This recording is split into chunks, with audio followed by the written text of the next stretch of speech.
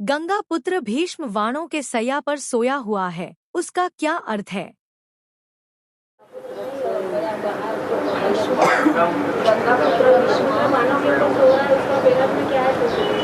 गंगा पुत्र बाणों के सैया पर सोया है। गंगा पुत्र भीष्म जो है वो सैया पर सोया है, बाणों की सैया पर सोया हुआ है उसका बेहद में अर्थ क्या है? कहते हैं कि भीष्म पितामह का जन्म गंगा और शांतनु के संयोग से हुआ था। क्या? किसके किसके संयोग से? गंगा और शांतनु। इसका मतलब है कि ब्राह्मणों की दुनिया में कहीं न कहीं गंगा है, तो है या नहीं है? है, तब तो अव्यक्त वाणी में बोला कि गंगा कहां से निकली? कानपुर से निकली या इलाहाबाद से निकली? तो इलाहाबाद का नाम लेना तो फिर भी ठीक है, क्योंकि इलाहाबाद में तो गंगा के किनारे बहुत बड़ा मेला लगता है। लेकिन कानपुर का नाम क्यों बोल दिया? ऐसे तो ढेर के ढेर शहर हैं जिन शहरों से गुजरती हुई गंगा बहती रहती है। बनारस का नाम बोल देते, पटना का नाम बोल देते, हरिद्वार का नाम बोल देते। सो नहीं बोला, क्या बोला? कानपुर से निकली।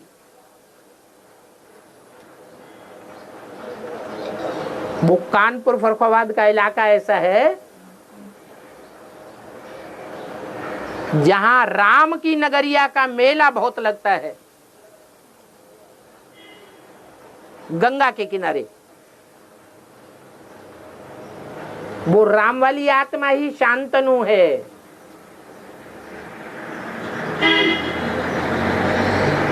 शांतनु का अर्थ है नो शांति एट ऑल।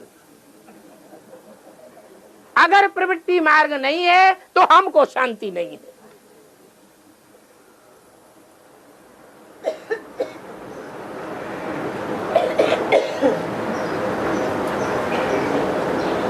तो उनका साथ निभाने वाली उनको गंगा मिल जाती है। गंगा से 7 पुत्र पैदा होते हैं।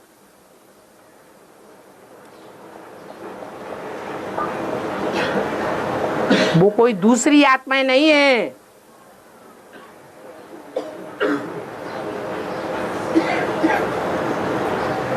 वो ही 7 और धर्मों के सन्यासी हैं।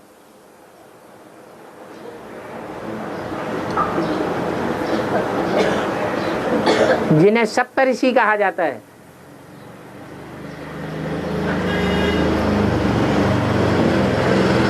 आठवां नंबर भीष्म का है।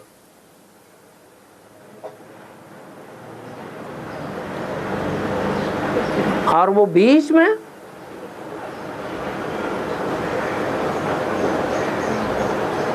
भयंकर प्रतिज्ञा लेने के कारण उसका नाम भीष्म पड़ा। भीष्म माने ही भयंकर। जो प्रतिज्ञा लेकर के और जिंदगी भर कोई निभाए सच्चाई पूर्वक, ऐसा आज तक कोई पैदा हुआ ही नहीं।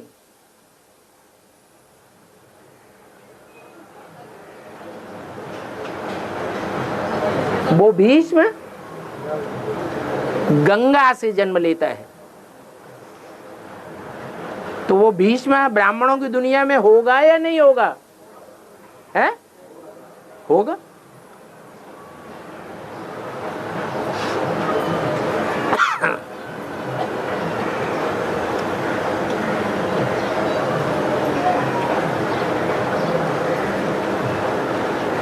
कैसी भी परिस्थिति आ जाए, कुछ भी हो जाए, उसने प्रतिज्ञा ली है तो वो पूरी करने वाला है। शादी नहीं करनी है तो नहीं करनी है। और वो भीष्म बहुत पावरफुल है।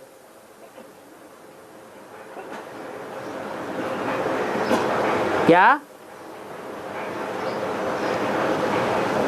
पांडवों का साथ देता है या कौरवों का साथ देता है? कौरवों का साथ देता है। पावरफुल भी है, सच्चाई भी है, पवित्रता भी है, तो भी कौरवों का साथ देता है।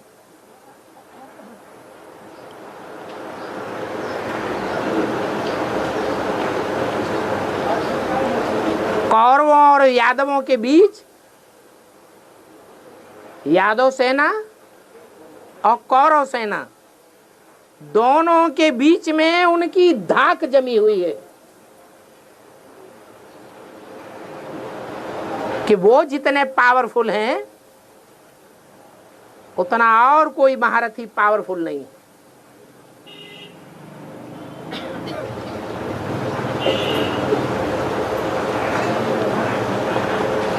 तो सन्यासियों के बीच में पावरफुल आत्मा है या कोई और धर्म वालों के बीच में पावरफुल आत्मा है? वो सन्यासियों के बीच में पावरफुल आत्मा है।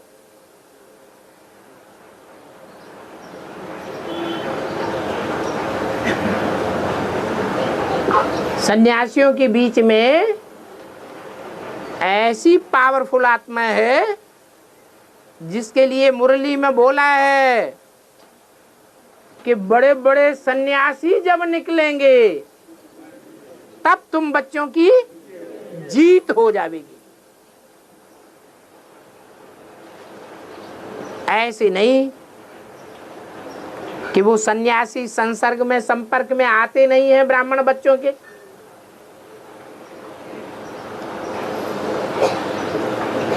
संसर्ग संपर्क में भी आते हैं, लेकिन पुरानी पावरफुल आत्माएं है ना, इसलिए अगर कोई ब्राह्मण बच्चों में कोई हिम्मत करता है कि हम जाकर के उन्हें सच्चाई सुनाएंगे, सत्य बाप का सत्य ज्ञान सुनाएंगे और उनको कन्वर्ट कर लेंगे, तो ये भी तो हो सकता है कि बजाय उनको कन्वर्ट करने के वो अपने में कन्वर्ट कर लें।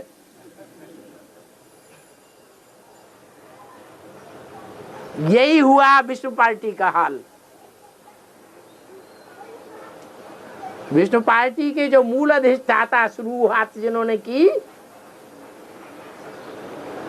उन्होंने भी पूछा था क्या हम उन लोगों को जाकर के समझाएं, तो उन्हें इशारा भी दिया था समझाओ तो, लेकिन पुरानी आत्माएं हैं, ओल्ड इज गोल्ड होते हैं। क्या है? पावरफुल आत्माएं हैं, संभल के जाना। ध्यान नहीं दिया और गए थे समझाने, और उन्हीं के प्रभाव में आकर के और ही उल्टा कदम उठाए बैठे।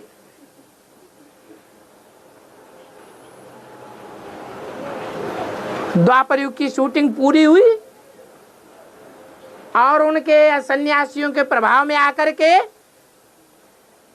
उल्टा ही हमला कर दिया एडवांस पार्टी के ऊपर। तो बताओ, ये इब्राहिम, बुद्ध, क्राइस्ट वगैरह दुनियावी रीत से ये सन्यासी हैं या प्रवृत्ति मार्ग के पक्के हैं? हैं? ये भी सन्यासी है। जरूर उन सन्यासियों की वो बीज रूप आत्मा है। कौन? जिसके लिए बोला है भीष्म भयंकर है। मुरली में ये भी इशारा दे दिया, ये इस्लामी पहले मरेंगे। तो हद की मौत तो बाद में मरेंगे, पहले बेहद की मौत मरेंगे। और जब ये मरेंगे तो तुम्हारे फेवर में हो जाएंगे। ये बड़े बड़े सन्यासी जब मरेंगे तो तुम बच्चों की जीत हो जाएगी।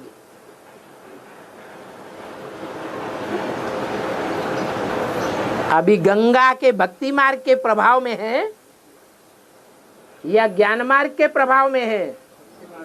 भक्ति मार्ग के प्रभाव में है।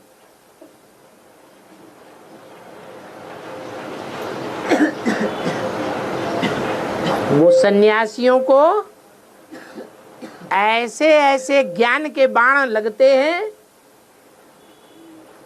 कि एक के बाद एक घायल ही होते चले जाते।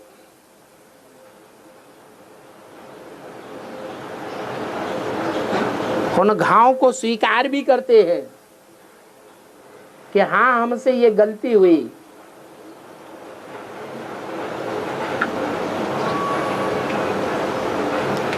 हमें ऐसा नहीं करना चाहिए था। आहें भी भरते हैं, सारा शरीर ही छल नहीं किया जाता है ज्ञान बाणों से।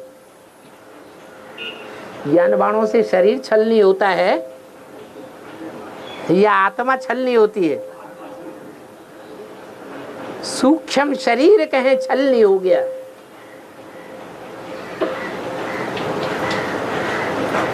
वो बाण अभी भी लग रहे हैं।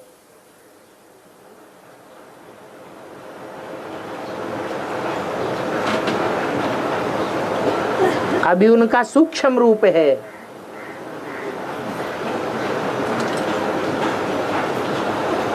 लास्ट में प्रत्यक्ष महाभारत युद्ध होगा।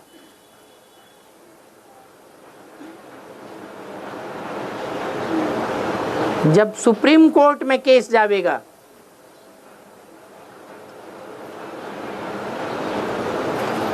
शास्त्रों में वो 18 दिनों का युद्ध गाया हुआ है।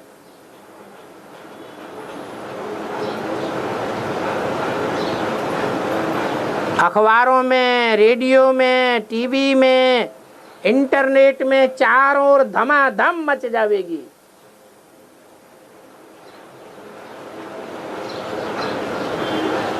अभी तो ब्राह्मणों की दुनिया के अंदर की बात है तो उतना घाव महसूस नहीं हो रहा है। जब सारी दुनिया के बीच में बात आवेगी तो घाव की कितनी जलन महसूस होगी।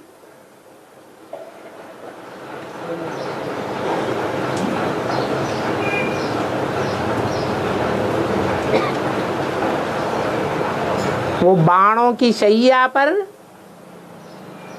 भीष्म पितामह को ऐसे ही दिखाया गया है जैसे राम वाली आत्मा को सीढ़ी के चित्र में कांटों की शैया के ऊपर दिखाया है।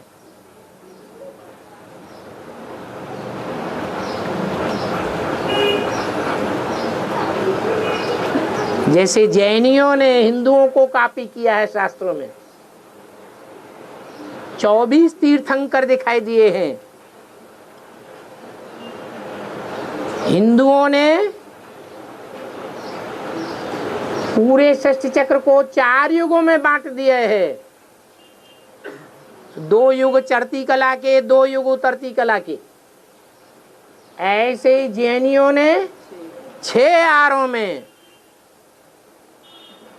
षष्ठ चक्र को बांट दिया है। 3 आरे चढ़ती कला के, 3 आरे उतरती कला के। उन्हें चढ़ती कला के 3 आरों में निमित्त दिखाया है 24 तीर्थंकरों को। जैसे भारत में हिंदुओं ने 24 अवतार गिनाई दिए हैं, ऐसे ही सन्यासियों ने भी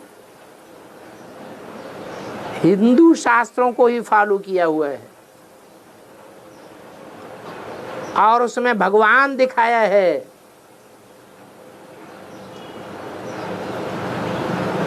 बड़े से बड़े पवित्रता का पालन करने वाले को, उससे ज्यादा पावरफुल कोई भी नहीं है।